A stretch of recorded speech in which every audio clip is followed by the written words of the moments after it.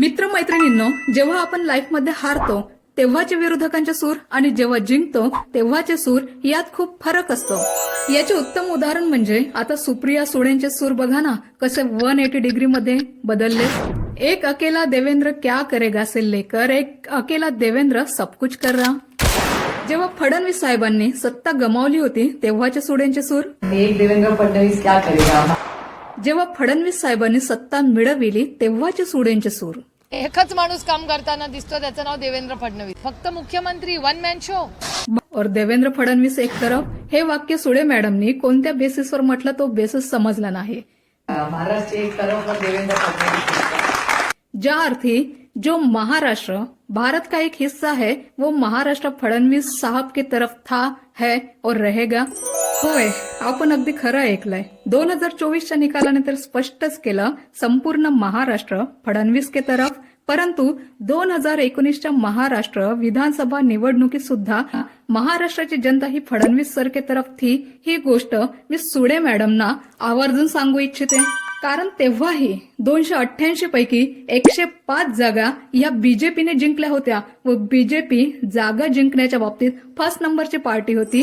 2019 मध्ये सुद्धा second highest Shiv Sena 56 जागांसहित व third highest Rashtravadi Congress party 54 जागांसहित. हे दोन्ही पक्ष बीजेपीच्या तुलनेत जवळपास अर्ध्यावर होते आपापल्या जागा निवडून आणण्याच्या बाबतीत. आणि अशा परिस्थितीत देवेंद्र अकेला है या वाक्याला आधार तरी काय होता. म्हणजे 105 जागा जिंकणाऱ्यांना 54 जागा जिंकणारे एक अकेला देवेंद्र म्हणून राहिले. याच्यापेक्षा मोठा जोक दुसरा काय असू शकेल. मस्त जोक मारा रे, या हसऱ्याल. ज्या अर्थी तेव्हा ही जनता देवाभाऊ सोबतच होती आणि मुख्यमंत्री पदाचे खरे दावेदार हे देवाभाऊच होते. बात तो सही है. एवढेच नाही तर फडणवीस साहेबांवर टीका टिप्पणीची दगडफेक करणारे आज त्यांच्यावर कौतुकाचा वर्षाव करत आहेत. ही लिस्ट बरीच मोठी आहे.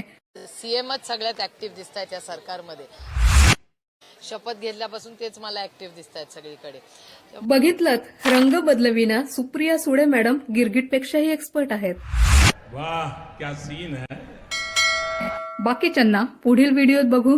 मुख्यमंत्रीच ऍक्टिव्ह दिसत आहेत. मी पण तेच बोलले आहे, मी काय वेगळा नाही बोलले सामनापेक्षा. एकच माणूस या सरकारमध्ये मला ऍक्टिव्ह आणि मिशन मोड मध्ये दिसतोय, त्या व्यक्तीचं नाव देवेंद्र फडणवीस. तोपर्यंत जय देवाभाऊ. मेरी हिम्मत को परखने की गुस्ताखी मत करना. मेरी हिम्मत को परखने की गुस्ताखी ना करना. पहले भी कई तूफानों का रुख मोड़ चुका हूं मैं.